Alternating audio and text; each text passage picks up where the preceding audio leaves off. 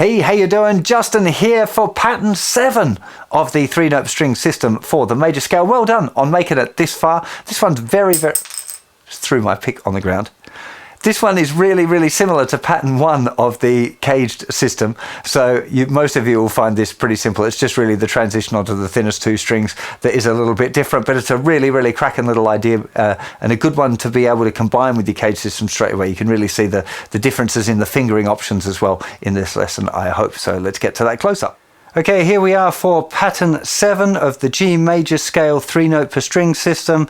Pattern 7 will start on the 7th note of the G major scale, which is this note, the note F sharp. We're putting it here at the 2nd fret. I could have, of course, done it up at the 14th fret as well, but it gets a bit cramped up there and it'll be easier for you to see. And there's another reason which I'll explain a little later. So 2nd fret, 3rd fret, 5th fret, same on the 5th string. 2nd fret, 3rd fret, 5th fret. Onto the 4th string, 2nd fret, 4th fret, 5th fret, same on the 3rd string, 2nd fret, 4th fret, 5th fret, and onto the thinnest 2 strings. First finger is moving up to the 3rd fret, and we play 3, 5, 7, and 3, 5, 7 again on the thinnest string.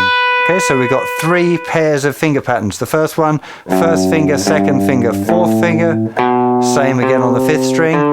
Now the middle 2 strings, probably the most logical approach on first thought, I'm going to challenge this in a second, is 1st finger, 3rd finger, 4th finger twice, and then 1st finger, 2nd finger, 4th finger.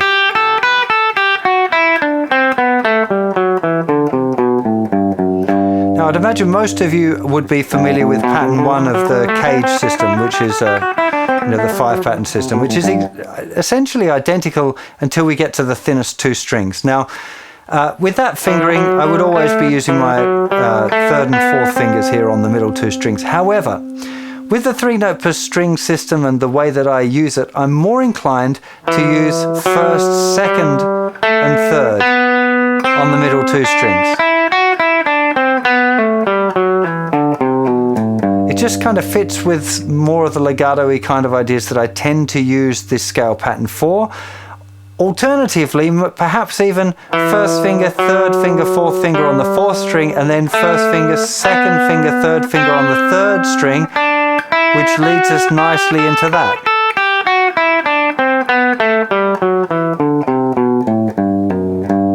Okay, so this is another one where I always did it this way, right, with the 3rd and 4th finger, but now, partly, I guess, inspired by doing these teaching videos, I'm really thinking about what's the best one, why is it the best one, and trying to challenge my own thoughts and feelings about how I've been playing this, because I've been doing them for a long time, and I think there are better ways. I kind of wish that I'd been more challenging of my instincts earlier on and given it a bit more thought, and I'd encourage you to do the same thing. So, my choice, like right now, what I'm working on is the swap between the 3rd and 4th and the and moving to using the 1st finger, 2nd finger, 3rd finger on the 3rd string.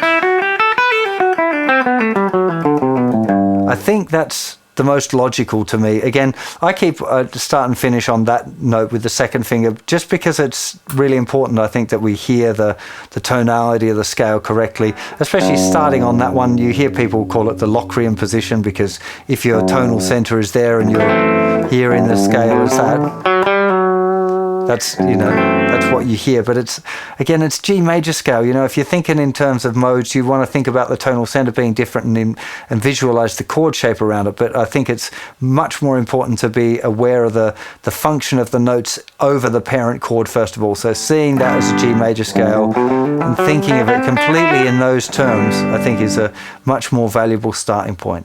Well, congratulations. That's it. You've learned all of the patterns of the 3-note string system for the major scale, and that's a lot of work, right? When I was learning this stuff, it took me about 8 months, as I remember it, to be able to fluently move between all of the different patterns. Now, if you've been just concentrating in the key of G, which is kind of what I recommend for most people most of the time, then now's the challenge of starting to move between the different keys. So you've got the key of G down, you can move from one pattern, you're hopefully seeing around the cage system, so you can see where the chord shapes and you know where the root notes are, all of that really super important stuff. But now you want to start going, okay, let's do it in the key of D.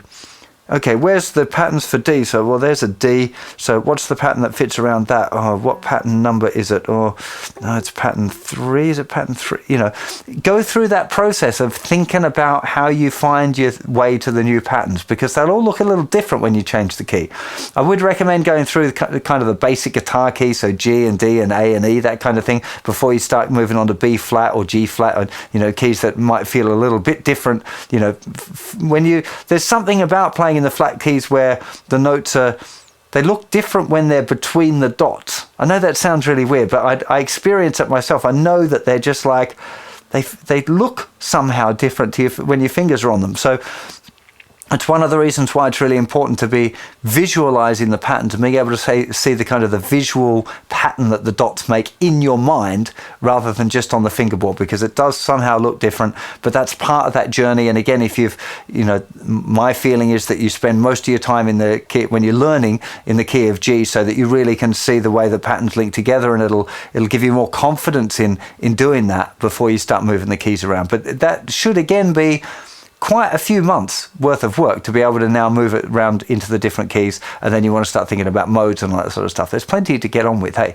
hopefully you've really enjoyed this series. Do let me know in the comments. Hit the subscribe button if you haven't done so already, and a little like if you're over on YouTube, particularly on the website. I appreciate the comments and the feedback. Helps me understand what to do next and what things, you know, you guys need extra lessons on. So do let me know in the comments there. That's where I try and take most of my feedback from, is the comments from the registered users over on the website. So I hope you enjoyed this little course. I'll see you for plenty more very soon. You take care of yourselves. Bye-bye.